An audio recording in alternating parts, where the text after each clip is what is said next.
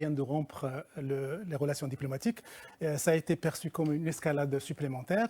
Sur le terrain, en fait, rien n'a changé parce que déjà les relations entre les deux pays étaient au minimum. Il y avait...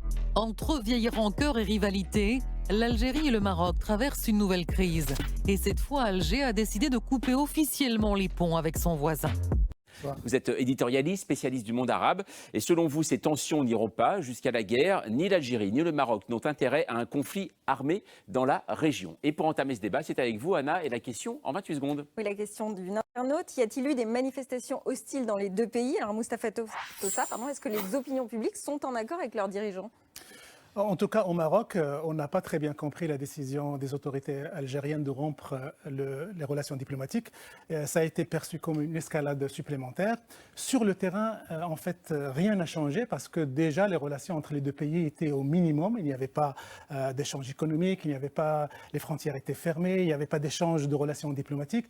Donc le fait que le pouvoir algérien ait pris dans ces contextes cette décision lourde de conséquences de rompre les relations diplomatiques a été perçu par l'opinion marocaine comme une escalade supplémentaire, qui ne va pas aller jusqu'à la confrontation militaire parce que personne n'a intérêt à faire la guerre dans cette région.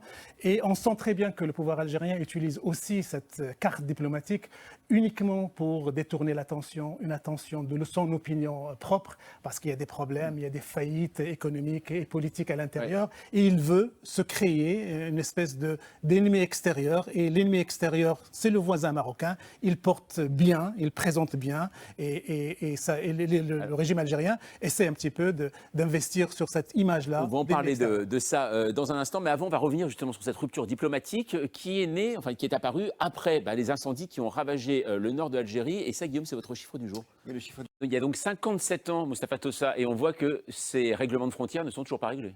Sont toujours pas réglés et c'est pas faute d'avoir essayé. Récemment, le roi du Maroc a tendu la main de la réconciliation au président Abdelmadjid Tebboune pour venir s'asseoir, se rencontrer là où il veut, quand il veut, pour justement parler de ces problèmes-là.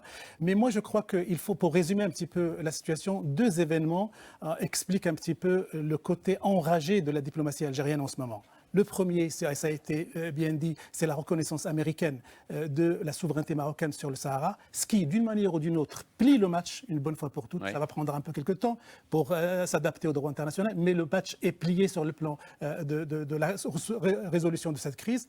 Et le deuxième élément qui fait très très mal aux autorités algériennes, à certains, notamment aux militaires, c'est le fait que le Maroc normalise ses rapports avec Israël. Et ça, ils pensent que avoir des rapports normaux avec Israël proche de l'Algérie est un danger pour les autorités algériennes. Et d'ailleurs, une des déclarations aujourd'hui du ministère des Affaires étrangères israélien qui dit qu'il a des preuves, il a des documents selon lesquels le régime algérien facilite l'infiltration des Iraniens dans la région.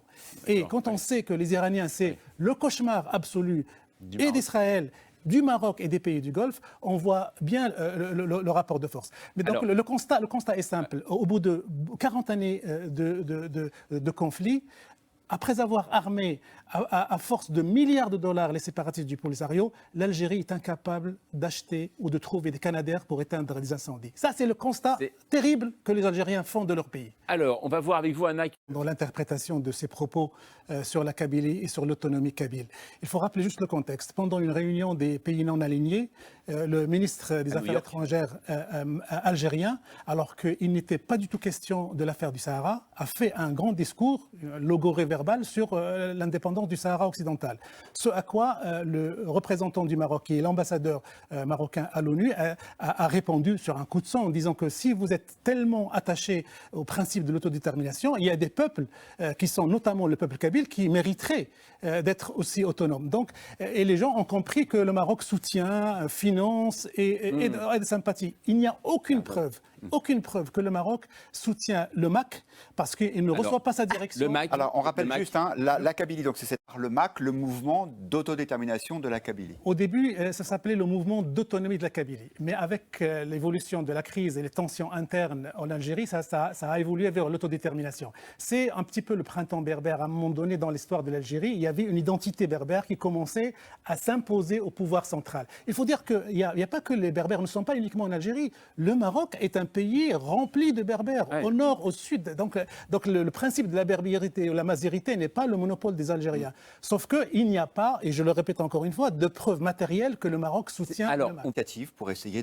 d'apaiser un peu la situation, ou bien est-ce que son statut d'ancienne puissance coloniale la discrédite en quelque sorte? Non, au contraire, la France est tout à fait dans son rôle de vouloir absolument faire en sorte que ces pays, ses amis, parce que l'Algérie est une amie de la France et le Maroc est un ami de la France, ces amis puissent discuter, puissent négocier, puissent s'entendre. Et normalement, on s'attend normalement, le président Macron, qui adore les prestations diplomatiques à l'international, devrait s'investir sur ce conflit et essayer de faire entendre les deux capitales. Bon, jusqu'à présent, il n'y a rien, il n'y a aucune initiative. Jusqu'à présent, il y a quelques positions de la France et des pays du Golfe qui tendraient à calmer les esprits et à pousser les protagonistes à baisser un petit peu de tension. Juste sur ce sujet, parce que je vous voyais hocher la tête, Agnès Levallois, ne pas être d'accord justement avec Moustapha. Non, ce que je crois, c'est que la France est très mal placée pour faire quoi que ce soit, puisqu'elle a des relations effectivement compliquées avec l'Algérie, c'est le moins qu'on puisse dire, mais aussi avec le Maroc, même si les relations sont bonnes. On a vu quand même des incidents ces dernières années qui ont émaillé les relations